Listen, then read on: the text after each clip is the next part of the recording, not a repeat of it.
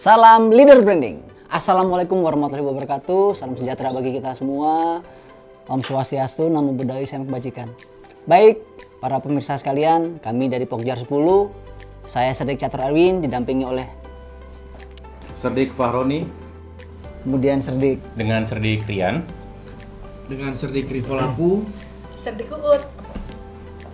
Kita pada hari ini akan membicarakan bagaimana cara atau kiat untuk menurunkan tingkat kenakalan remaja yang pada akhir-akhir ini bisa dikatakan meningkat.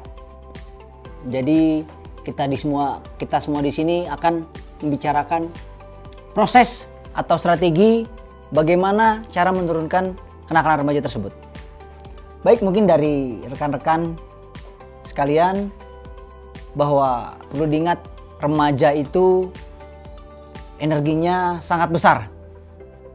Makanya jika tidak dialihkan ke sesuatu yang positif, maka mereka akan mengalihkan ke suatu hal yang negatif. Apalagi sekarang perkembangan teknologi yang semakin pesat bisa mengarahkan mereka semakin terjerumus. Bagaimana rekan-rekan? Kalau strategi ini kita cari cara yang baiknya. Mungkin dari Oke, boleh. Bagus, Serdik Catur. Tadi juga disampaikan ya kalau remaja itu dia punya power tenaga yang kuat, apalagi dia juga dalam rangka mencari jati diri. Iya. Nah, kalau seperti itu, dia tuh nggak boleh dikekang kalau seperti itu. Jangan dihambat, tapi justru harus kita salurkan. Misalkan kalau dari remaja-remaja itu hobi sepeda motor, balap-balapan. Nah, kenapa sih di Polri tidak menyalurkan bakat mereka itu dengan mungkin dari satuan lalu lintas atau kasat lantas kerjasama dengan organisasi yang mengakomodir terkait sepeda motor sehingga dibuatkanlah trek untuk mereka balapan. Karena kalau nggak disalurkan, itu bisa bilang pasti dia akan mencari jalan untuk melakukan hobi tersebut. Nah, kita jangan sampai nih hobi itu justru di jalan yang menimbulkan kecelakaan, nabrak, dan sebagainya. Remaja itu generasi kita, jadi yang akan mengganti orang tua dan akan menentukan nasib bangsa. Oleh karena itu perlu harus disalurkan. Menurut saya begitu. Iya. Baik, mungkin kalau saya bilang energinya nggak habis-habis ya Pak. Ya. Karena saya juga pernah jadi remaja, kalau bisa itu tidur itu hanya 2 jam, kerjanya jalan terus. Sisanya Selalu berpetualang olahraga, tapi ya kebetulan karena pada saat saya remaja dulu saya hobi olahraga. Tapi nakal nggak dulu? Kalau nakal. Oh iya. Mungkin ada saran dari yang lain? Jadi mungkin kalau masalah kenakalan remaja ini kita harus berbicara yang lebih kompleks dulu terkait remaja ini. Di Indonesia ini kita bersyukur kita masih mendapatkan kurva piramida yang utuh. Jadi kurva piramida yang benar-benar piramida. Kalau di Jepang kan sekarang sudah piramidanya terbalik ya di Jepang itu. Jadi yang di atas usia kita, usia yang sudah dibilang lansia itu memang lebih sedikit dibandingkan yang di bawah remaja dan yang paling bawah lagi anak-anak. Jadi apa? Kalau dilihat dari kurva ini, remaja merupakan seperti yang dibilang Bang Fahroni tadi adalah penerus bangsa kita generasi ke depan. Terkait kenakalan remaja, kenapa sih kok sekarang ini kita melihat remaja itu lebih nakal atau apa? Sebenarnya dari dulu juga yang namanya remaja itu bukan nakal ya, menyalurkan power dan segala macam, ya kan? Entah dengan berantem, entah dengan berdiskusi, habis olahraga, atau mereka mencari jati diri. Zaman dulu sudah ada. Namun sekarang ini kenapa bisa kelihatan lebih nakal? Karena ada media sosial juga, ya kan? Terus di samping itu kita harus melihat didikan orang tua kita dulu dengan sekarang. Dulu itu pasca perang atau pos perang, keadaan masih susah. Jadi orang tua kita mendidik, kakek kita mendidik orang tua kita dengan keras karena memang susah, dan orang tua kita juga mendidik kita juga lumayan keras gitu. Namun saya kembalikan lagi, bukan berarti polisi tidak bertindak seperti kalau Bang Fahroni menyediakan sarana dan segala macam dari kepolisian, tapi kita harus melihat secara global. Kenapa sih remaja bisa nakal atau tidak ada, bukan nakal ya, bisa punya imajinasi lain untuk melakukan sesuatu? Apakah itu salah dari orang luar? Kita kembalikan lagi ke rumah gitu. Parenting style-nya bagaimana gitu. Kalau dari pendapat saya, kita mengajak orang tua dulu untuk memparenting anak-anaknya bagaimana gitu. Jangan anak-anak dibiarkan mencari jati diri sendiri melalui media sosial, melalui pergaulan dan segala macam. Ditambah lagi orang tua sekarang ini, kalau zaman kita dulu bapaknya kerja tapi mamahnya atau ibunya bisa di rumah untuk mengawasi, misalnya ayo nak mandi, ayo nak ini. Nah sekarang karena kebutuhan Dua-duanya ekonomi yang kerja, meningkat, ya Dua-duanya kerja. menurut pertumbuhan ekonomi yang meningkat, akhirnya bapak dengan ibu atau papa dengan mamanya sama-sama bekerja mencari nafkah. Memang benar mencari nafkah untuk menyekolahkan anaknya, habis itu untuk misalnya anak itu bisa les kemana, bisa sekolah di tempat yang bagus dan membelikan segala macam terkait dengan pendidikannya. Tapi mereka lupa di samping fasilitas yang memadai tersebut pasti ada kekurangan yang apabila tidak dikontrol remaja itu tidak terfilter. Sebenarnya kita kan coba sekarang kita lihat lagi seberapa banyak sih orang tua sekarang yang masih bisa memfasilitasi makan malam bersama, sarapan pagi bersama. Saya masih bisa. Ya, alhamdulillah masih bisa ya. Enggak, itu kan kita. Maksudnya anak yang sudah remaja kita ini, apakah masih ada nggak sih kita dulu waktu mau berangkat sekolah, papa mama kita masih sarapan bareng gitu. Kalau sekarang kita mau berangkat sekolah, kadang-kadang orang tua kita sudah berangkat, papanya udah berangkat, habis itu mamanya, nah mau berangkat dulu ya, nanti jemputanmu ini atau gojeknya udah disiapin, terus berangkat. Jadi nggak ada sarana untuk bertanya, mah nanti ada pelajaran ini, ada ini. Di saat mereka mau bertanya, mereka kehilangan suatu sosok gitu. Mungkin kalau dari saya, parenting style itu penting. Jadi kalau kita menyediakan sarana prasarana, nanti bagi para anak remaja itu berpikiran, oh berarti aku jadi orang harus begini, tanpa ada bimbingan orang tua. Kalau saya lebih menyarankan kita mengajak orang tua bersama-sama, kita lebih aware terhadap keluarga kita sendiri. Misalnya anak yang trek-trekan kan mereka keluar malam minggu. Zaman kita, kalau kita keluar lebih dari jam 10, udah disuruh tidur di luar gitu ya kan.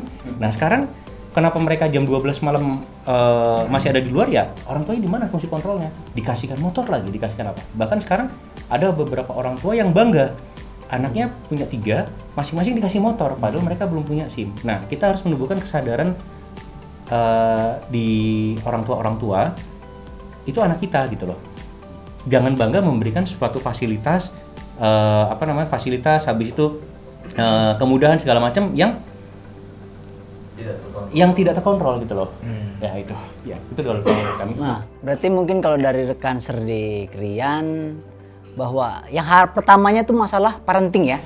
Parenting. Nah, tapi di sini juga kita terkadang parenting sudah bagus. Nah, terkadang juga masih banyak remaja-remaja ini yang mencari jati diri di luar. Ya. Termasuk saya sendiri, mohon maaf bilang, saya mencari jati diri itu bukan di keluarga. Saya cari jati diri itu pada saat saya masih muda ya, karena sudah agak-agak sedikit tua. Semarang kok nyarinya. Oh enggak bang. Jati diri. Oh, jati diri. Jati diri itu saya cari ya pergaulan bersama teman. Ya tapi memang untungnya pada saat saya masih muda itu saya mencari jati dirinya itu di dunia olahraga, itu saja. Kalau dari Serdik Rivo bagaimana? Ada saran? Terima kasih Bang atas pertanyaannya. Jadi menurut saya apa yang disampaikan oleh Bang Rian tadi betul. Memang ada sebuah artikel yang menyebutkan bahwa ada beberapa hal untuk pencegahan kenakalan remaja, karena kenakalan remaja ini bisa jadi pelanggaran, bisa jadi tindak pidana ya. Yang paling tingginya itu ya tindak pidana itu ya, pemerkosaan, pembunuhan. Jadi hal-hal yang dilakukan orang dewasa. Sedikit informasi bahwa kenakalan remaja ini disebut dengan remaja menurut undang-undang itu adalah umur 13 sampai dengan 21 tahun. Sehingga yang bisa berurusan dengan kepolisian itu adalah umur 18 tahun ke atas sampai dengan 21. Jadi ada beberapa pengalaman saya dalam memiliki tindak pidana itu banyak juga yang dilakukan oleh anak-anak di usia remaja 18 sampai 21. Jadi kembali lagi tadi sudah disampaikan oleh Bang Rian bahwa jalin hubungan yang baik dengan anak itu adalah modal utama atau menjadi variabel faktor terbesar dalam keberhasilan atau kesuksesan anak ke depan. Bagaimana orang tua atau parenting tadi itu mengarahkan anaknya dengan cara-cara tertentu, dengan cara-cara yang khusus tergantung dari sikap atau karakter anak. Jadi sebaiknya memang diawali dengan pengenalan karakter anak dari orang tua, kemudian dilanjutkan oleh pengasuhan oleh guru. Jadi tidak kita serahkan kepada 100% sama orang tua orang tua semua, tapi guru juga ikut di beberapa sekolah yang berbasis pendidikan yang sudah lebih modern daripada zaman saya dulu. Kalau zaman kita dulu itu ya semua tingkah laku kita dinilai dengan angka itu kan, tapi sekarang sudah enggak lagi. Jadi kurikulumnya sudah berubah, kurikulumnya lebih ke arah project, kemudian tidak ada ranking. Jadi banyak hal yang sudah modern di kurikulum sekolah itu juga membantu. Jadi nilai sikap kepribadian mereka juga dinilai. Jadi tidak ada pembedaan sehingga anak-anak itu merasa lebih diorangkan kalau di pendidikan kurikulum yang sekarang. Jadi menurut saya yang paling penting itu adalah dari hubungan parenting tadi, kemudian guru juga sangat memegang peranan penting. Jadi itu mungkin yang perlu saya tambahkan dari Bang Rian. Terima kasih atas kesempatannya. Baik, jadi kita tarik garis yang kedua, learning pointnya adalah kita juga harus melibatkan guru dalam pembinaan Betul. karakter atau jati diri di remaja-remaja. Gitu. Benar. Kalau dari Sedik, Ayu gimana? Ada masukan? Uut. Iya. Uut. Kalau dibilang guru sebenarnya kita jadi polisi ini kan sebenarnya jadi salah satunya itu perannya guru juga. Iya. Iya kan? Kalau terkait sama kenakalan remaja ini, Bimas tuh ngapain? Itu jadi guru loh. Bimas kita semua itu yang fungsi preemptif kita itu semua jadi guru loh. Dia lakuin pendekatan ke sekolah-sekolah, sambang, mau jadi jangan jauh-jauh deh, jadi pembina upacara. Betul. Kalau nggak dari ibu gurunya, dari kita kan. Betul. Nah, itu salah satu jadi guru juga perannya. Cuma saya ingin coba dulu dari peran kita jadi polisi ya. Sebenarnya ada keberadaan kita itu, tapi saya lebih cenderung bahkan sampai di upaya itu pencegahan, di upaya penindakannya pun itu penegakan hukumnya pun kita ada upaya diversi, artinya memberikan pelajaran ke anak itu dengan pendekatan yang lebih baik gitu. Tidak hanya melulu tentang penegakan hukum yang keras terhadap anak, ada aturannya.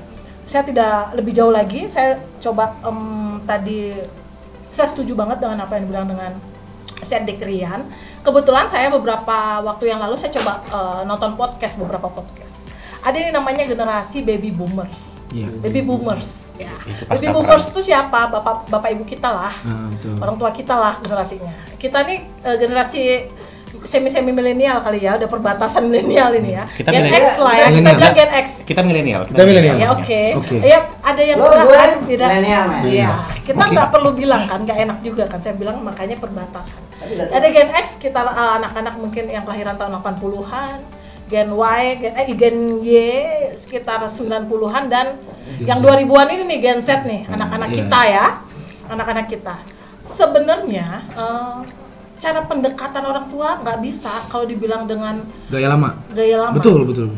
Kita harus tahu, nggak bisa nuntut anak remaja ini ngerti kita. Kita harus tahu dulu karakternya Gen Z nih kayak apa. Ini mayoritas nih pasti nih kayak begitu, dan kita pun akan merasakan yang betul mungkin dengan bawahan kita yang sekarang baru-baru lulus brigadir gitu. Nah itu generasi Gen Z itu. Biasanya mereka apa? Mereka cepat sekali ingin yang instan, cepat selesai pekerjaan tuh, nggak peduli prosesnya, yang penting hasilnya segera. Betul. Kemudian mereka mudah dapat informasi, karena kenapa? Dapat dari semua media, gampang banget, gampang sekali dapat informasi. Beda banget dengan situasi di waktu generasi kita. Harus berusaha ya. Iya. Kemudian yang ketiga juga, selain mereka cepat dapat informasinya, nah dengan banyaknya informasi ini banyak nih yang masuk ke bukan otak ya, ke batas dirinya dia nih untuk nerima respon ini. Ada yang bisa nerima respon dengan baik, ada juga yang nerima respon tidak baik. Makanya cenderung kalau berpendapat nih pasti kalau Gen Z nonton nih pasti akan protes sama saya nih. Kok dikit-dikit healing, mental health lah isunya atau anxiety lah, kecemasan dan lain sebagainya. Sebenarnya tidak begitu, karena mereka mudah sekali terpapar dengan informasi itu. Nah, kalau kita sudah tahu generasi itu karakternya rata-rata seperti itu, nah pendekatan orang tua jangan lagi jadi kayak baby boomers gitu. Kalau baby boomers, kalau orang tua kita biasanya kan nasehatin aja udah kayak marahin kita kan. Kalau mereka nggak bisa, ya memang kita harus dudukin komunikasinya seperti apa, bukan hanya sekedar komunikasi yang bagaimana, tidak, memang harus lebih intens, lebih dalam. Kemudian kalau saya lihat juga mereka itu jangan kalah informasi kita sama anak-anak. Mereka sebenarnya lebih jago, mereka jangan informasi lebih banyak, itu yang kita tidak nyambung. Jadi sharing bisa komunikasi tapi nggak nyambung. Menurut saya hal-hal itu yang harus dipahami dulu generasi kita orang tua ini pahami generasi mereka, nanti lambat laun mereka akan lebih terbuka dengan kita, dengan permasalahannya dan semua, otomatis pelarian mereka bukan ke hal-hal yang negatif lagi. Justru pelariannya apa-apa akan sharingnya ke kita dengan pengalaman hidup dan pelajaran hidup, otomatis itu akan lebih berguna untuk mereka ke depan lebih baik. Itu sih menurut saya. Baik, teman-teman penonton sekalian, bahwa banyak yang sudah kita bicarakan, tetapi memang masalah kenakalan remaja ini banyak butuh waktu dan pemikiran serta saran-saran yang bisa digunakan atau dicari formulasi demi baiknya, demi kemajuan anak-anak kita ke depan. Mungkin sekian saja yang bisa dapat kami sampaikan. Di mana kurang, kami mohon maaf. Di mana bila ada terjadi kesalahan, kami mohon maaf. Selanjutnya sekian dari Pokjar 10. Assalamualaikum warahmatullahi wabarakatuh. Salam. Leader.